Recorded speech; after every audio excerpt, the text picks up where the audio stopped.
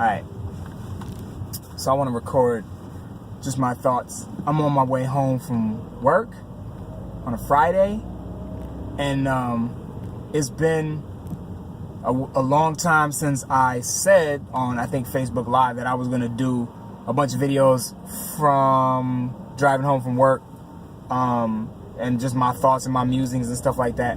I think that just the sun has been going down too early before work is over for me to like really be able to film driving home from work. I mean, that's something that only you can do in the summer. So now that it's summer, basically, and the sun is, you know, still up and giving me some light so you can see me instead of me having to put like a flashlight on myself or whatever.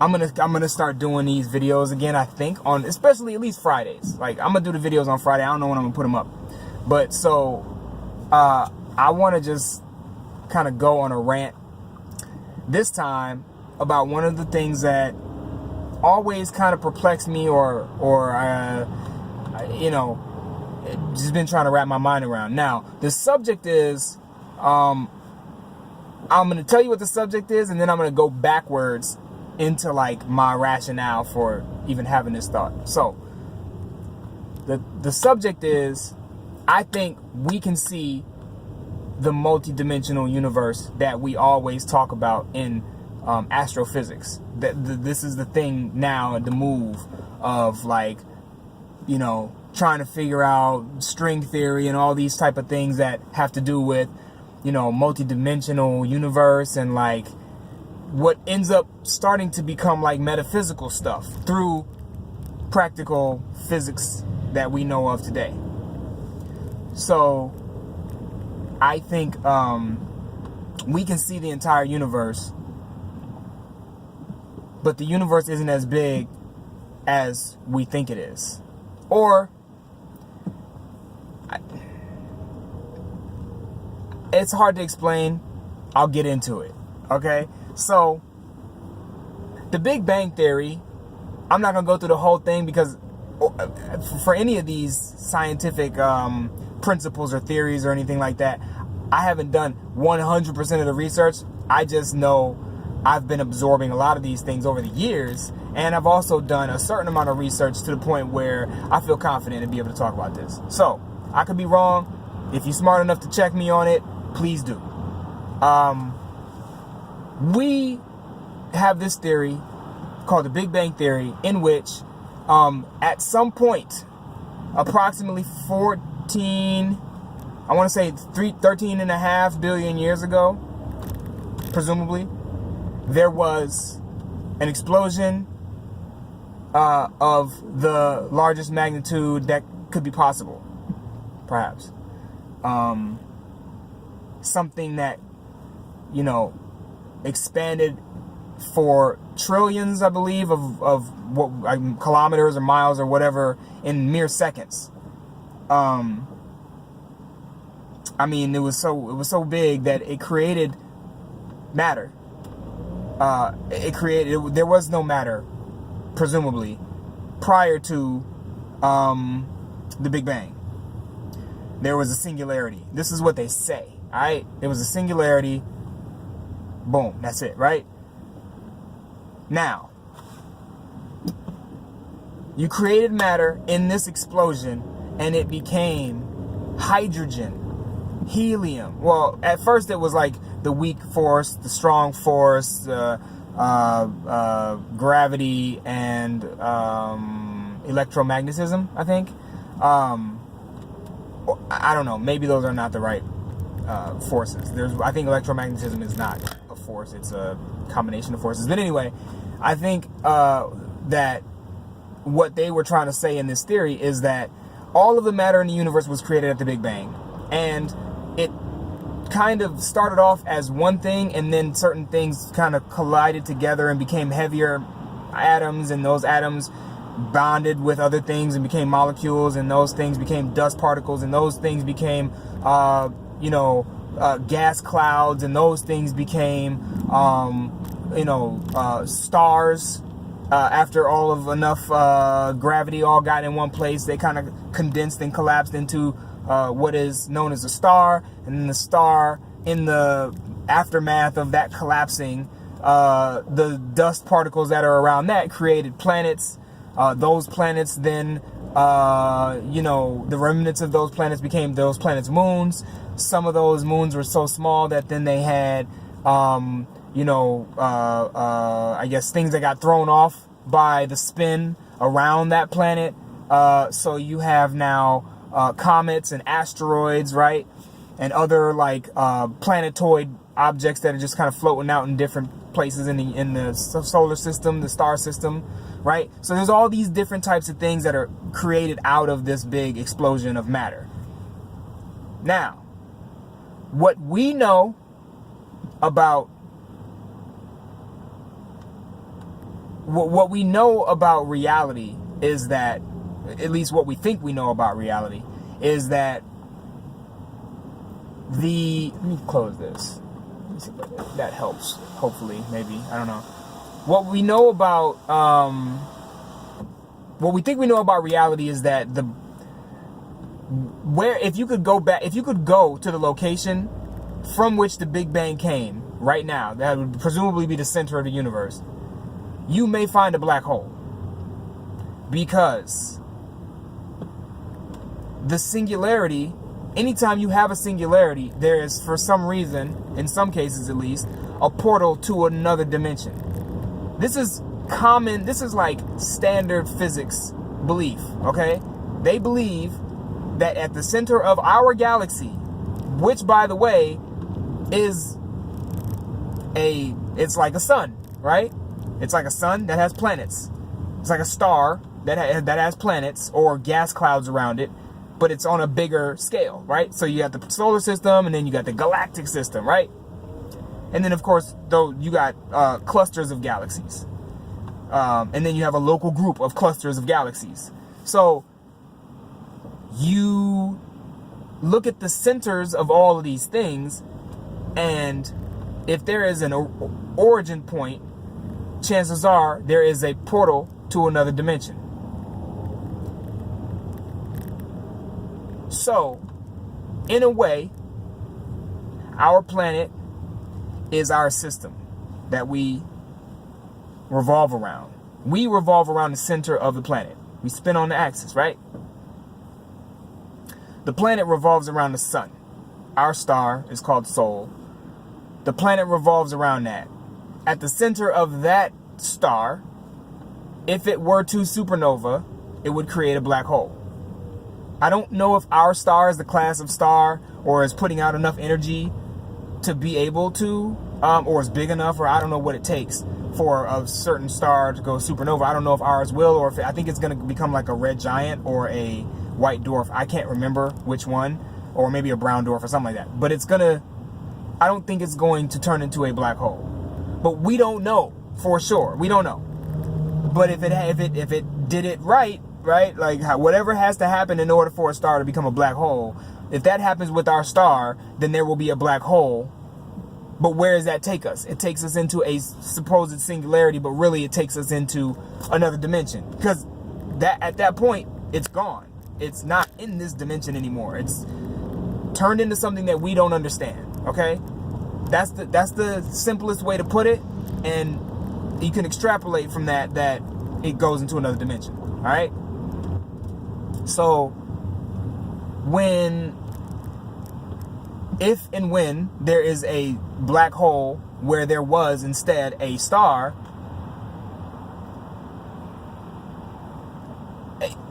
you have to then assume or presume that it's possible that there was always a black hole at the center of this star. I mean, maybe the black hole is what is causing all of this energy to pour out.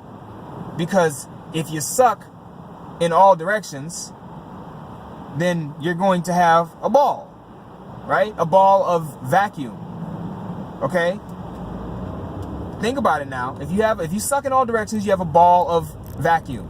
If in that ball of vacuum you placed a hole to another dimension, then it would suck out from that other dimension whatever energy was on the other side.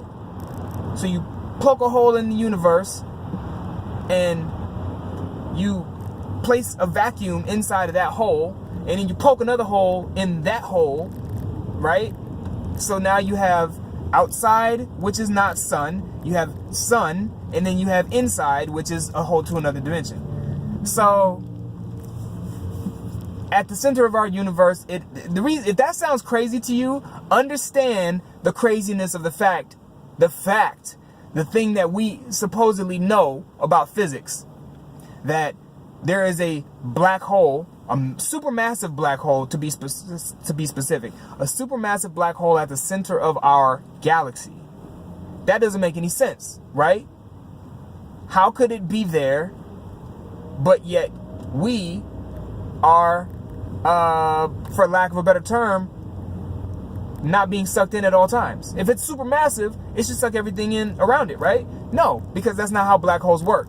There is a event horizon, or a apogee maybe, and I'm using scientific astronomical terms right now, but I believe there is a point in space at which you are not subject to a black hole's gravity, supergravity, or like crazy amount of gravity, to the point of like being on a collision course with the center, right? There's a point when you can get far enough away from it that it's not going to actually pull you in. But there is a point when, if you're close enough to it, even if it takes billions of years, it's going to continually pull you towards you, whatever. But think about it like this. As long as the black hole is falling somewhere, as long as there is gravity placed upon that black hole, because there's a such thing as rogue black holes that move through space, right? That means that the black hole is being subject to gravity. Something is pulling that black hole in that direction. Something is telling that black hole to go over there. That's what gravity, we understand it to be gravity, right? All right. So we have, let's presume, a black hole at the center of every star, and a planet around that, and a black hole at the center of every galaxy, and a bunch of stars around that, okay?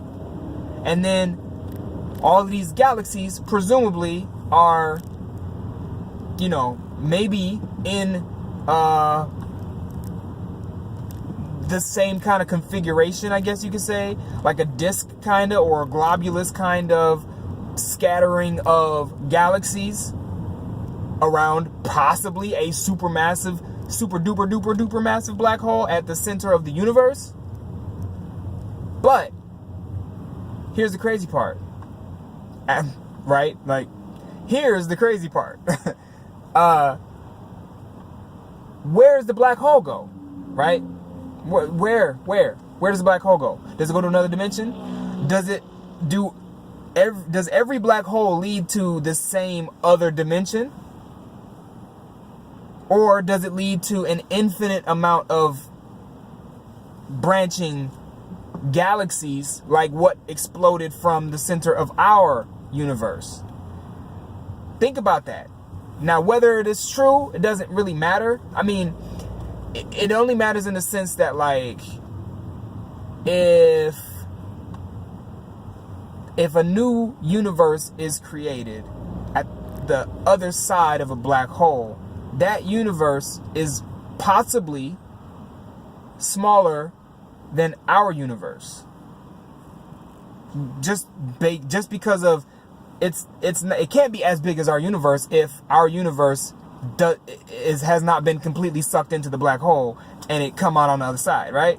It's not turning the universe inside out and going in the other direction. It's taking a piece of it and creating another little thing. Now, if that happens, like I said, it's smaller. So we have pocket universes or something like that. Whatever. That's not really the important part here, because the important part to me is, as I said originally, we can actually see all of, I don't know if maybe I got to this at the beginning or not, but my point, that the point that I was really trying to get to was, we can see all of the universes. I'm sorry, I spoiled it. We can see all of the galaxies presumably in the universe, like at least in the observable universe, right? So in the observable universe, as far as we can actually detect with all of our different radiation cameras, right? Different wavelengths of radiation that we're detecting on, like radio and X-ray and microwave and spectral light and all this other kind of stuff, right? So we can't observe everything in the universe because we believe that there's a such thing as dark energy, dark matter. And some scientists believe that that's what's holding the universe together, is the dark matter. If there was no dark matter, then we would be flying off in these directions that we're presumably on our way to anyway, faster than either the speed of light, faster than the speed of light, or we would disintegrate because there would be nothing holding everything that's not matter together. That's what they believe. Okay, some astrophysicists believe this, and these are theories, right? Like most of the theoretical science gets closer and closer over time, but it doesn't start out perfect, right? So maybe this is true, maybe it's not. But what I'm kind of getting at is that I think there's a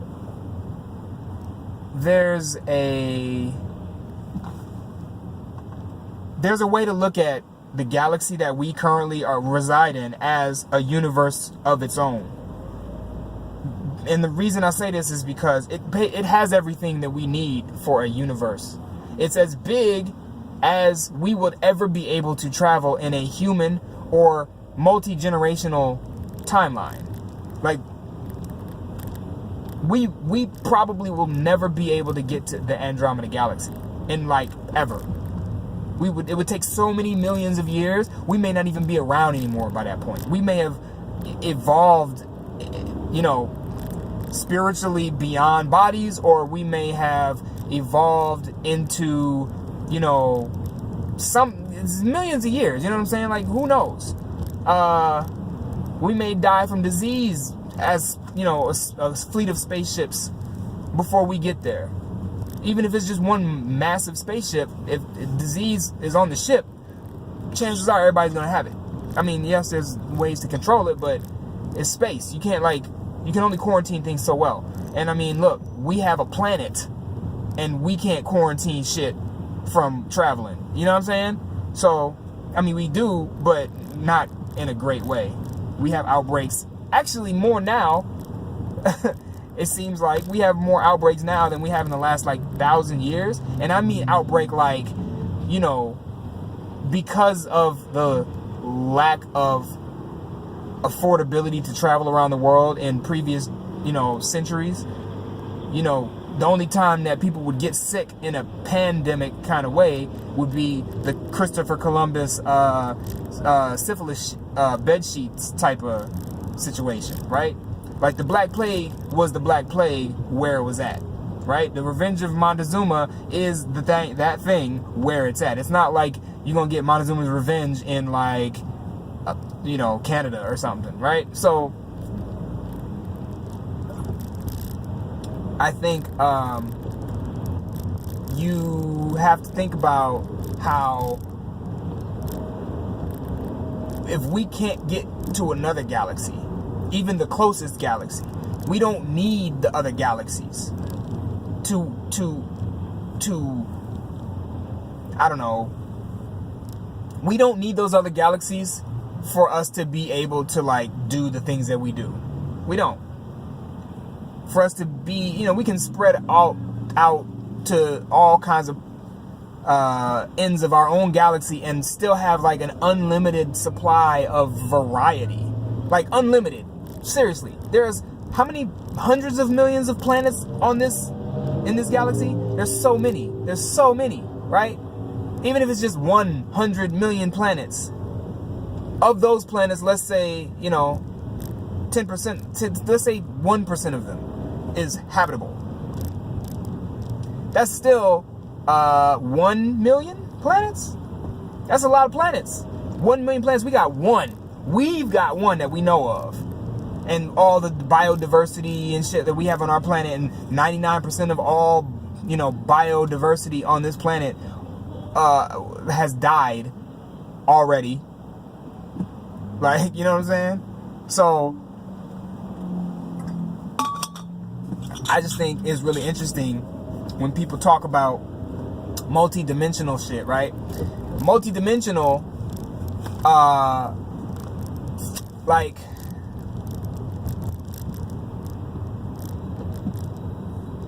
there are so many different configurations of galaxies. There are so many different configurations of galaxies that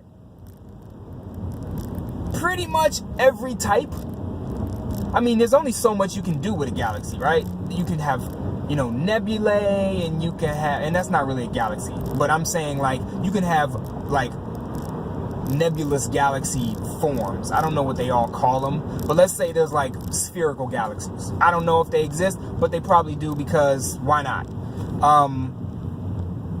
There's, the Sombrero galaxy, which is, like, a perfect fucking disk, right? There's, like, there's all kinds of galaxies is my point. There's galaxies that have collided with each other and become a larger galaxy over time. Like, there's all kinds of stuff. So, we have... Oh, this guy's driving crazy. I guess he's trying to get home. All right. We have a variation of galaxy that allows us to go around it in a circle over time. So, that's what's dope about our galaxy, because I don't know how other galaxies work, but I would think that they probably don't all have spinning, orientations, right? And even if they do, the spinning isn't disk-like in a lot of these galaxies that are out there. And that's important because you can't really tell time on a galactic scale if you're just kind of meandering from the center of the galaxy outwards, or if you're, kind of spinning around in a pattern that's not cyclical, right? It's kind of like, just like how you see like an electron kind of going around the center of an atom. It's not flat. It's all over the place. It's just like whichever, way it goes, it's just always going around, which is the only important part for an electron.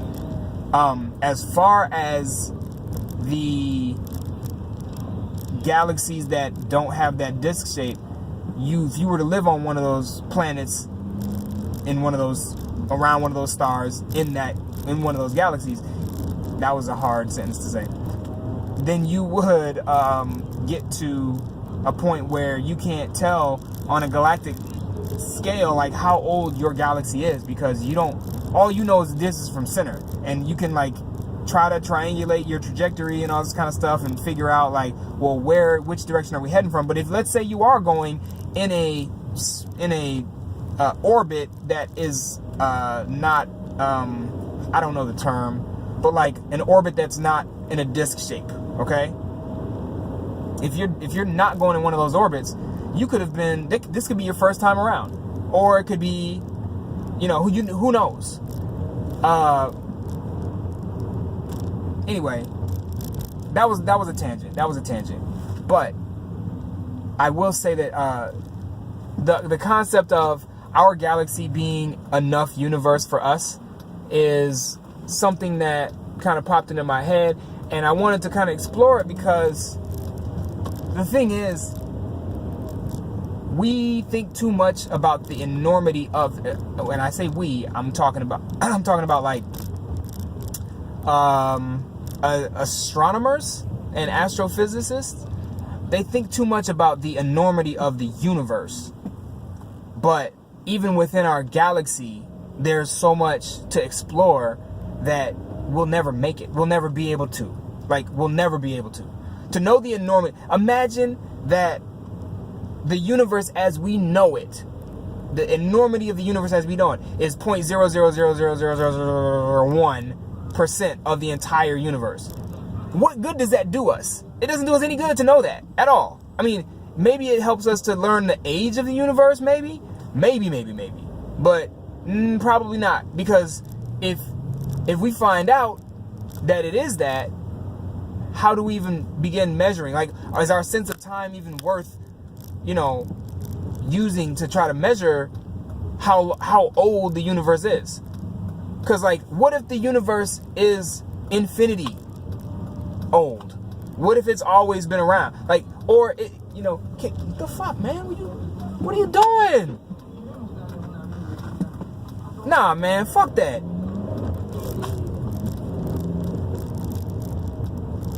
These people in LA, man, I don't understand these people. She gonna get mad at me because I'm trying to get over. And she, flips me off, and then she, like, backs or goes into almost crashing into the back of the truck in front of her, just so I don't get in front of her. Like, what are you doing? Why is it that important for me to not be in front of you? We're all merging right now. People are going to be merging from the on-ramp. Like, what are you doing? People got to get to where they're trying to go. Let them get there. Don't hold them back. But anyway, I don't understand why people do that, man. It really pisses me off, because it's like, yo, we all trying to go somewhere, and it's Friday. All right? Everybody's going home. There's no point in stressing somebody out on their way home on a Friday. Like, what kind of evil person do you have to be to want to put energy toward stressing somebody else out on a Friday afternoon? You know what I'm saying? Please. So, and let's see if I don't know if I'm gonna see her or not. Probably. Yeah. That's the last of her. Anyway, I mean, peace on her and everything. Like, I hope she has a good rest of her day. But anyway, back to this physics lecture, this schizophrenic physics lecture I'm doing. I don't know. I'm gonna pause this and I'm gonna come back.